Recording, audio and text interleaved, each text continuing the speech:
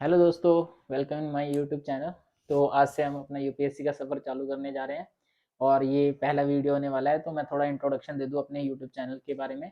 तो हमारा जो यूट्यूब चैनल का नाम होने वाला है वो मास्क यूपीएससी एकेडमी होने वाला है और हम पूरा यूपीएससी का सिलेबस कवर करेंगे इसके अंदर। और from basic NCERT to like reference book. तो जो सबसे पहले एनसीईआरटी हम कवर करने वाले हैं, एसएसटी करने वाले हैं, सामाजिक विज्ञान कवर करेंगे। और जो उसमें सबसे पहली बुक है वो है हमारी इतिहास। और इतिहास में सबसे पहला हमने क्या कर रहे हैं, चैप्टर वाइज कंप्लीट करेंगे। देन हिस्ट्री का एक पूरा, उसमें हिस्ट्री का पूरा क्या करेंगे, एक प्लेलिस्ट क्रिएट कर देंगे और उसके अंदर सारी अपनी बुक्स चैप्टर वाइज डाल देंगे। तो हमारा इतिहास का पहला जो पार्ट है वो है, तो स्टार्ट करते हैं पहला पार्ट। जो पहला पार्ट है वो कब, क्या, कब, कहाँ और कैसे।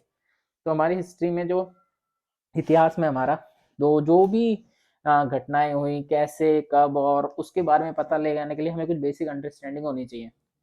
तो उसी को लेकर ये चैप्टर हमारा रखा गया है। मतलब कि अगर आपको किसी इतिहास के बारे में पता करना चाहिए, पता करना है, तो कब हुआ, कैसे हुआ, क्यों हुआ, कहाँ हुआ, किन किन लोगों की वजह से हुआ, तो इन सब के क्वेश्चन हम इन सब के आंसर हम इस चैप्टर में ढूंढने की कोशिश करेंगे। चलो दोस्तों, अपना चैप्टर चालू करते हैं। पहला जो हमारा चैप्टर है वो है क्या, कब, कहाँ और कैसे। हमारे इतिहास की जितनी भी घटनाएं हुई वो कब, क्या, क्या, कब, कहाँ और कैसे हुई, मतलब इन सारे क्वेश्चनों का हम आंसर ढूंढने की कोशिश करेंगे चैप्टर में। तो इस चैप्टर को मैंने बिल्कुल नोट्स वाइज, मैं चैप्टर लेंदी नहीं करूंगा कि पूरा चैप्टर उठा के यहाँ लिख दूं। तो हम इसको नोट्स वाइज कंप्लीट करेंगे और मेन मेन जो पॉइंट है उन्हीं को कवर करेंगे। इससे आपको पूरा चैप्टर भी कंप्लीट हो जाएगा विदाउट। तो आपको आना है, वीडियो देखनी है और बस इस आपको डायरेक्ट आपके आंसर मिल जाएंगे, यानी डायरेक्ट जो भी आपको मतलब नोट्स वाइज मिल जाएंगे। एक तरह से नोट्स हैं डायरेक्ट लिखे हुए। तो आपको आना है और नोट्स देखना है और बिल्कुल आपका पूरा चैप्टर कवर हो जाएगा। तो इसमें कुछ क्वेश्चन है। तो अभी मैंने 4 क्वेश्चन लिखे हैं, बाकी और भी लिख दूंगा। तो सबसे पहले जो क्वेश्चन आ रहा है इसमें वो है कैसे पता लगाएंगे। कैसे पता लगाएंगे कोई घटना कब हुई, कैसे हुई, क्यों हुई। तो आपके पास कई तरीके हैं। या तो आपको वो वैसे बंदे को पकड़े, उस व्यक्ति को पकड़े जो उस समय से लेकर अभी तक प्रेजेंट हो। लेकिन ऐसा होता नहीं है, क्योंकि उस टाइम के लोग थे, कैसे थे, क्या थे, अब नहीं है। तो हम क्या कर सकते हैं फिर, वहाँ की चीजें चीजें हो, वहाँ की कुछ खान पीन हो, वहाँ का कुछ रहना सहना हो, वहाँ के लोग हो, वहाँ का कुछ पुरातत्व चीजें हो, वहाँ के अभिलेख हो, वहाँ की पांडुलिपीज हो। ये सारी टर्म है जो भी चैप्टर में आगे डिस्कस होंगी, टेंशन लेने की जरूरत नहीं है। तो पहला क्वेश्चन से कुछ लेने देने की ज्यादा जरूरत है नहीं। तो कैसे पता लगाएं, तो जो भी रिलेटेड चीजें, जो भी हमारे इतिहास से रिलेटेड चीजें, उनके जरिए हम पता लगा सकते हैं कि हमारा उस टाइम रहना सहना कैसा था। तो जो दूसरा इंपॉर्टेंट क्वेश्चन है वो है अतीत के बारे में हम क्या जान सकते हैं। अतीत के बारे में जैसे मैंने बताया, आपको उस टाइम जानने के लिए क्या कर सकते हो। अतीत के बारे में जानने के लिए हम क्या कर सकते हैं, जैसे कि वहाँ के लोग क्या खाते थे, क्या पहनते थे, और क्या खाते थे, क्या पहनते थे, और वहाँ के घर कैसे थे। ये घर, उस टाइम के घर कैसे होते थे, आखेटकर क्या करते थे, मतलब जो शिकारी थे वो कैसे शिकार करते थे, पशुपालक कौन कौन से पशु पालते थे, और कृषक थे जो कौन सी खेती करते थे, और शासक कैसे थे, वहाँ के कैसे शासक थे जो उन्होंने अपना साम्राज्य कैसे चला रहे थे, और व्यापारी क्या थे, कहाँ से किन देशों के बीच में व्यापार होता है, पुरोहित कैसे थे, और कलाकार कैसे थे, संगीतकार कैसे थे। तो इन लोगों की वजह से हम पता लगा सकते हैं कि उस टाइम हम क्या जान सकते थे, अतीत के बारे में कैसे जानेंगे। मतलब इन लोगों के जरिए ही एक तरह से ये हमारा साधन हो सकते हैं साध्य की प्राप्ति करने के लिए। मतलब हमारा जो मेन एम है, जो हम इतिहास जान सकते हैं वो इन लोगों की वजह से ही जान सकते हैं। तो हमारा ये जो क्वेश्चन है वो इससे रिलेटेड है, हम कैसे कैसे जान सकते हैं अपने इतिहास के बारे में। और लोग कहाँ रहते थे, जो इम्पोर्टेंट चीजें हैं, लोग कहाँ रहते थे सबसे ज्यादा, ज्यादातर लोग रहते थे नर्मदा तट के पास। नर्मदा तट कहाँ पाया जाता, नर्मदा नदी के तट के पास रहते थे, वो कि बिल्कुल सेंट्रल अपने इंडिया में पाया जाता है। ज्यादातर लोग इसी के तट के आसपास रहते थे। और उस टाइम जो मेन लोग रहते थे, तो लेकिन जो मेन हमारी जो खेती, उस टाइम गेहूं और जौ की खेती सबसे ज्यादा होती थी, और जो होती थी हमारी अफगानिस्तान एरिया में। कहाँ पर, सुलेमान और किरदर के पहाड़ियों के पास। ये जो एरिया है, ये जो मैंने एरिया मेंशन करे हैं, ये दोनों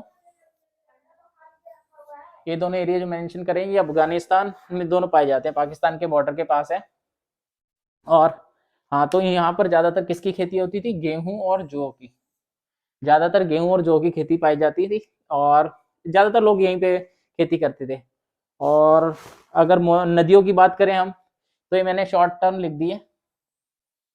क्योंकि सिंधु नदी थी उस टाइम मेन, जिसका पता है आपको, सिंधु नदी पे भारत का नाम पड़ा है, वो मैं बताऊंगा अभी क्यों पड़ा है, इंडिया नाम क्यों पड़ा है, सिंधु नदी पे पड़ा है।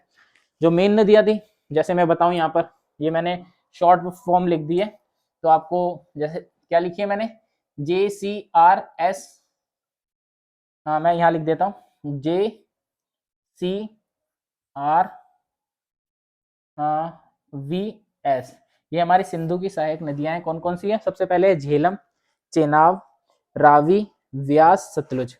ये हमारी 5 नदियां, इसी ऑर्डर में याद करनी है आपको, झेलम, चेनाब, रावी, व्यास, सतलुज। JCRVS ये याद रखना है आपको, तो आपको सिंधु की भी सारी सहायक नदी मिल जाएंगी। और जो दूसरी नदी थी महत्वपूर्ण, वो थी गंगा, क्योंकि इसके आसपास तट पे भी बहुत लोग रहते थे, और इसका जो दक्षिणी पार्ट था, मतलब अगर गंगा यहाँ से बह रही है तो इसकी तरफ ये था मगध हमारा, और मगध को क्या कहते थे? बिहार। आज के टाइम में इसे कहते हैं बिहार। उल्टा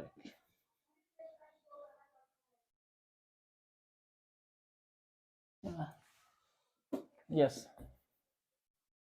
इसको कहते थे बिहार, आज के टाइम में इसे बिहार कहते हैं। और और जो मेन पहाड़ियां बोलूं, जो मेन पहाड़ियां थी उस टाइम, मध्य में हमारी विंध्य पहाड़ी पाई जाती थी, और उत्तर पूर्व में गोरा गोरा पहाड़ी पाई जाती थी। ये दो मेन पहाड़ी थी जहाँ पे खेती वेती ज्यादा होती थी। और तो इस तरह से लोग ज्यादातर यही बोलोगे तो लोगों की बसावट कहाँ थी ज्यादातर, एक तरह से बोल सकते हैं आप अपनी गंगा नदी के पास, और अपनी सुलेमान और किरदार पहाड़ी के पास, क्योंकि यहाँ अपनी गेहूं और जौ की फसल सबसे ज्यादा होती थी, और दूसरी गोरा पहाड़ियों के पास, और ये जो नर्मदा पहाड़ी के पास है। तो हमारी जो 4 जगह थी ये इंपॉर्टेंट थी। तो क्या याद रखना है आपको? सिंधु की सहायक नदी याद रखनी है, JCRVS, और गंगा के दक्षिण में क्या पाया जाता है? मगध, जिसे बिहार कहते हैं। और गेहूं और जौ की फसल कहाँ होती थी? हमारी सुलेमान पहाड़ियों के पास, सुलेमान और किरदार, जो कि अफगानिस्तान में पाई जाती है। और ये इंपॉर्टेंट है, लोग ज्यादातर कहाँ रहते थे, ये चीज है। आप देश का नाम देख, आपको पता ही है अपने देश का नाम इंडिया है, तो ये क्यों हुआ, क्या है इसका इतिहास है, तो क्या बोल सकते हो आप इसको? ये कहाँ से निकला? इंडस, इंडस शब्द से निकला है, और इसको संस्कृत में बोलते हैं अपना, इसको संस्कृत में सिंधु ही बोलते हैं। तो बोल सकते हैं, एक चीज बताता हूँ मैं आपको,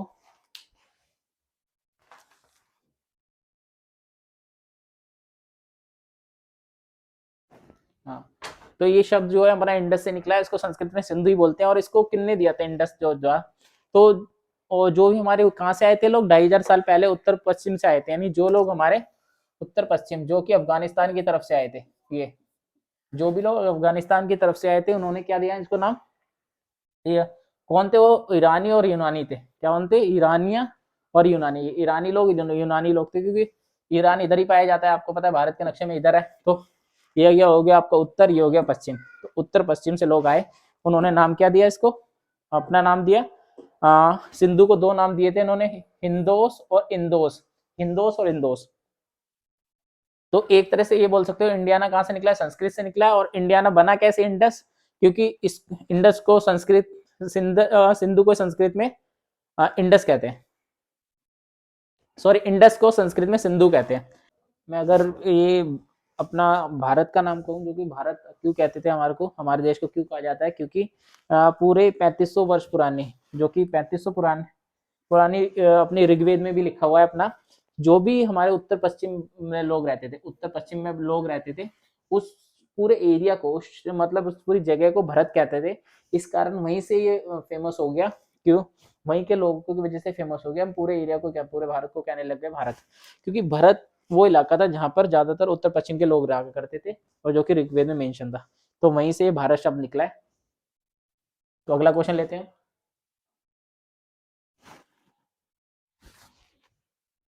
तो दोस्तों पहले वाला मैंने रफ कर दिया, अभी आगे के क्वेश्चन ले रहे हैं। तो आगे आ रहा है, अतीत के बारे में कैसे जाने। अतीत के बारे में जान कैसे सकते हो कि हमारे अतीत में ये था, उसका कुछ तो सबूत होना चाहिए, कुछ तो होना चाहिए, किसी पे मेंशन हो, कहीं हो, कहीं तो लिखा होना चाहिए। तो इसी के लिए जो हम 3 चीज यूज करते हैं, वो है अपनी मैं ब्लैक ले लेता हूँ। ये जो है, एक है हमारी पांडुलिपि, दूसरी अभिलेख, तीसरा है पुरातत्व। तो इन 3 चीजों से हम पता लगा सकते हैं अतीत में हमारा क्या था और कैसे था। तो सबसे पहले जो हम बात करेंगे पांडुलिपि की, पांडुलिपि को हम मैन्युस्क्रिप्ट भी कहते हैं इंग्लिश में। मैन्युस्क्रिप्ट का मतलब होता है हमारा हाथ से लिखा कुछ भी, हाथ से लिखा जो भी चीज हाथ से लिखी उसे मैन्युस्क्रिप्ट कहते हैं हम। ज्यादातर ये पांडुलिपि क्या होती थी, उस टाइम कागज तो अवेलेबल होता नहीं था, तो हम क्या करते थे, हमारे जो भी पूर्वज थे वो क्या करते थे, ताड़ के पत्ता यूज कर लेते थे और उस पर मेंशन करते थे, और उससे कुछ काफी कोई तरल पदार्थ में भिगोकर सुखाकर और उसका पूरा गट्ठर सा बना के एक तार में फंसा के रख लेते थे, और ये अपने जो भी संग्रहालय थे वहां पे रखते थे और पूरा मेंशन करते थे। कुछ भी किसी को ग्रंथ लिखना है, कुछ भी लिखना है, तो पांडुलिपि में मेंशन होता था। एक तरह से कह सकते हो पत्तों पे हमारी राइटिंग होती थी। तो जो दूसरी चीज आती है होती है अभिलेख। अभिलेख क्या होता है, जैसे मैंने बताया, या तो कागज ले आओ, कागज नहीं है तो कुछ तो ढूंढना ही पड़ेगा, तो ये क्या करते थे, ये हमारी होती थी पत्थर या धातु। ये क्या करते थे, धातु यूज कर लेते या पत्थर यूज कर लेते थे। तो उस पे क्या करते थे, ये पूरे औजारों से उस पे एक तरह से इनक्रिप्ट कर देते, मतलब क्या करते थे, उस पे तोड़ी या छेनी से गोद गोद के अपना अभिलेख लिखते थे। और एक तरह से तुम बोल सकते हो जैसे हम पेपर पे लिखते हैं तो पत्थरों धातु पे लिखते थे। इसके भी कई सबूत मिले हैं, उनमें से फेमस है हमारा जो कि 2250 वर्ष मिला है, वो है अशोक का अभिलेख, जो कि कहाँ पे मिला है, कंधार के अफगानिस्तान में मिला है। ये काफी फेमस अभिलेख है, जिसमें दो भाषाओं में लिखा गया है, यूनानी और अरमाइक, अरामेइक कह सकते हो, अरामेइक कह सकते हो इसको, और जो कि हमारे कंधार अफगानिस्तान में प्रेजेंट है। इस तरह से लास्ट हमारा पुरातत्व है, जो लास्ट जो हमारा अतीत के बारे में पता लग सकता है वो है पुरातत्व। पुरातत्व में कुछ भी चीज आ सकती है, जो भी पुरानी वस्तु हो।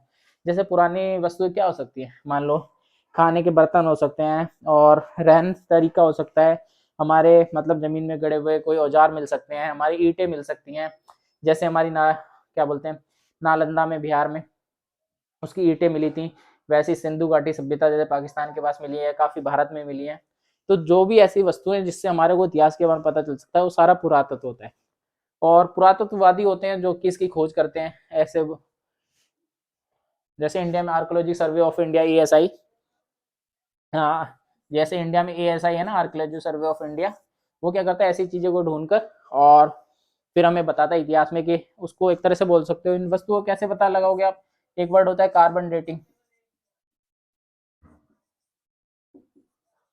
कार्बन डेटिंग, इससे बता देते हैं कि इन वस्तुओं की एज कितनी है, उन एज से हम बता सकते हैं वस्तुएं कितनी पुरानी है और उस टाइम में लोग क्या यूज करते थे, कैसे यूज कर सकते थे। तो हमारी तीन चीज, पांडुलिपि, अभिलेख एंड पुरातत्व, तो ये मेन इंपॉर्टेंट चीज है जिससे हमारे इतिहास के बारे में पता चल सकता है। और लास्ट जो हमारा क्वेश्चन आता है वो है तिथियां। तो जैसे अभी तुमने आपने कैलेंडर में देख लिया और पता नहीं चल जाता है 2 मिनट में कि कौन सी डेट पे क्या छपा था, कौन सा फेस्टिवल है, क्या है, इस टाइम में फलाना यहाँ गया था, वहां गया था। तो उस टाइम तिथियों का कुछ पता लगाने का तरीका नहीं था, तो उस टाइम इन्होंने एक ट्रिक निकाली। जो हमारे ईसा मसीह हैं, उनकी जन्म तिथि को उनकी जन्म तिथि को लेकर हमने डिसाइड करा कि जो भी उनसे पहले की घटना होगी उसे ईसा पूर्व बोलेंगे, और जो उसकी बाद की होगी अतः बोलेंगे। तो इस कारण हमारे को एग्जैक्ट डेट पता चल जाती है। अगर 2000 ईसा मसीह से के जन्म से 2000 से पहले कोई घटना घटी है, तो हम बोलते हैं उसे ईसा 2000 ईसा पूर्व। ऐसे ही 2000 बाद में कोई घटी है तो अतः 2000। तो ऑलमोस्ट हमने सारे इसके जो भी नोट्स थे, मेन इंपॉर्टेंट चीजें थी चैप्टर 1 में कंप्लीट कर लिए। चलो जल्दी से इसकी एक्सरसाइज पे आते हैं और जो क्वेश्चन है वो कंप्लीट करते हैं। चलो दोस्तों, अब इसकी एक्सरसाइज कंप्लीट कर लेते हैं हम अपनी। और हमने चैप्टर तो कंप्लीट कर लिया है, ज़्यादा क्वेश्चन है नहीं, 2 ही क्वेश्चन है इस एक्सरसाइज, ये इसके पहले चैप्टर में हमारे। तो हमारा एक क्या मिट गया है, तो क्वेश्चन 1 एंड क्वेश्चन 2 है। पहले में हमारा मिलान करो है, तो इसमें देखते हैं। जो हमारा पहला आ रहा है हमने दोनों लिख दिए हैं। नर्मदा नदी, नर्मदा नदी किसके लिए फेमस थी, तुम बोल सकते हो नर्मदा नदी, जैसे मैंने बताया था कि सबसे ज़्यादा यहाँ पर शिकार और संग्रहालय, मतलब यहाँ पर ये इसमें मिलाएगा, क्योंकि यहाँ पर क्या होता था कि ज़्यादातर लोग किसके लिए फेमस था, यहाँ पे शिकार, क्योंकि लोग रहते थे अच्छे खासे यहाँ पर। इसकी मैंने बताया था नर्मदा नदी के तट पर लोग काफ़ी अच्छे रहते थे, लोग वो पुरानी वस्तुएं इकट्ठे करते थे और शिकार करते थे, तो इस कारण ये आखेटकर। और मगध, मगध में मैंने पहले बता दिया था, पहला राज्य था, प्रथम नगर। और यस, यही मगध बिल्कुल, हाँ सॉरी, क्या मगध क्या था, राज्य तो था लेकिन ये सबसे बड़ा था, प्रथम नगर नहीं था, ये सब क्या था, सबसे पहले बड़ा राज्य, सबसे बड़ा राज्य था ये। और सबसे पहले बड़ा राज्य था, मैंने बताया कहाँ था, मगध कौन था, बिहार, जो कहाँ था कि गंगा नदी के दक्षिण में स्थित था, वो था मगध, सबसे बड़ा राज्य बोल सकते हो इसको। गारो पहाड़ी बोलूंगा तो मैं बताया था कहाँ था, हमारे पूरब में स्थित था, और यहाँ पे आरंभिक कृषि चालू हुई थी। हाँ, और यस, जो हमारे पूर्व में स्थित है यहाँ पे आरंभिक कृषि चालू हुई थी। सिंधु तथा इसकी सहायक नदियाँ बोल सकते हो इसको यहाँ पर। एक मिस कर दिया क्या मैंने लगभग? हाँ ठीक है। हाँ, इस सिंधु तथा इसकी सहायक नदियों को बोल सकते हो। हाँ, यहाँ से लगभग अपना 2500 वाला ही है ना। हाँ ठीक है, ये अपना क्या है, गंगा नदी बचा और ये सिंधु बचा। सिंधु तथा इसकी सहायक नदियाँ कौन सी थी? हमारे यहाँ पे प्रथम नगर, यहाँ पे प्रथम नगर का पाया गया था, क्योंकि यहीं पे मैंने बताया था कहाँ पर इसकी सहायक नदियाँ मैंने बता दी थी कौन सी, क्या याद रखनी थी? झेलम, चेनार, चेनाब, रावी, व्यास और सतलुज, JCRVS। तो इसकी जो इसका ये प्रथम नगर है, और इसकी सहायक नदियाँ कौन सी थी? झेलम, चेनाब, रावी, व्यास, सतलुज। और गंगा घाटी, गंगा घाटी हमारा बोल सकते हो पूरा 2500 साल पहले पाया गया था। पता है इसके दक्षिण में ही हमने मगध बताया था ना, तो याद रखने का तरीका ये है, इसके दक्षिण में मगध। तो इस तरह हमारे मिलाप कंप्लीट हो गए। और जो अगला क्वेश्चन है हमारा पांडुलिपि तथा अभिलेख, मैं बताया था सबसे आसान तरीका है बिल्कुल। ये किस पे लिखे जाते हैं? ताड़ के पत्तों पर। ये किस पे लिखे जाते हैं? धातु और पत्थरों पर। ठीक है, और यस, तो इम्पोर्टेंट चीज़ है। तो हमारा पहला चैप्टर बस पांडुलिपि ताड़ के पत्तों पे लिखे जाते हैं, धातु और पत्थरों पे लिखा जाता है। इसका मेन इंपॉर्टेंट अंतर यही है। तो हमारा पहला चैप्टर कंप्लीट हो गया। मिलते हैं नए न्यू चैप्टर में। अगर इसमें कोई क्वेश्चन हो आप मुझको अपना डिस्क्रिप्शन में मेंशन कर देना, मैं वहाँ पे आपको आंसर दे दूँगा। तो ये पहली वीडियो बन गई हमारी, ऐसे तरह बाकी वीडियोस बन जाएगी। और क्लास 6 का मैं फोल्डर बना दूंगा, उसमें ये सारी वीडियोस आपको मिल जाएंगी, चैप्टर 1, चैप्टर 2, चैप्टर 3। इसी कारण बाकी चैप्टर की भी बाकी चैप्टर का ही फोल्डर बनाएंगे। देन हिस्ट्री का मेन फोल्डर होगा। दो मैं एक बेसिक आइडिया दे दूं, हमारा हिस्ट्री का होने वाला है मेन फोल्डर होगा। देन हमारे डिवाइड होगा सब फोल्डर में, क्लास 6, 7, 8, 9 और 10th, 11th, 12th। देन हमारे ये चैप्टर्स में डिवाइड होगा, चैप्टर 1, 2, 3, 4। तो हमारा ये आइडिया होने वाला है, हमारा इस तरह से प्लेलिस्ट क्रिएट होने वाली है हिस्ट्री। देन उसमें क्लास, क्लास के अंदर चैप्टर्स, तो इस कारण आपको इजीली एक्सेस होगा। तो मिलते हैं न्यू वीडियो में, तब तक के लिए bye bye. Please like and subscribe mask UPSC academy. तो मिलते हैं दोस्तों नए चैप्टर में, नए वीडियो में, नए जोश के साथ। Bye bye.